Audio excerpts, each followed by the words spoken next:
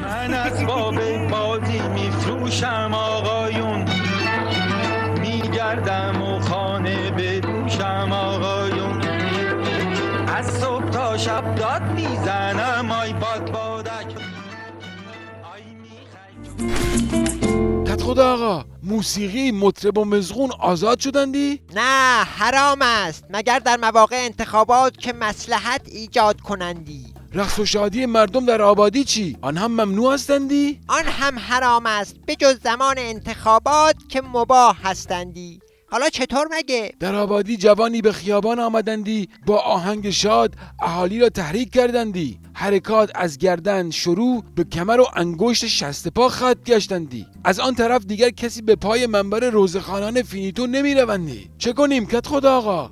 نفهمیدم چطور شد. اینها میخواهند قحطی و خشکسالی را به آبادی بیاورندی. گزمه های ارشاد را بر آن جوان فتنگر فرود بیاور تا او را به زیر و به بند بکشندی. کت خدا آقا، اهالی فینیتو خشمگین و عصبانی شدندی. دوای دردشان روزخوانی است. با اشک ریختن دلهایشان پاک و شاد میشوندی. سیبیل مداحان فینیتو را چرب کنندی تا نوحه های من درآوردهشان را بخوانند و با آبغوره گیری دلهای اهالی را شاد کنندی. دشمنا میگن که اتم سازیم، نمیدونن با چه ذکری اهل پروازیم. دل اهالی فقط یه جور شاد میشه، اونم وقتیه که چپق کت خدا رو حسابی چاق کنند.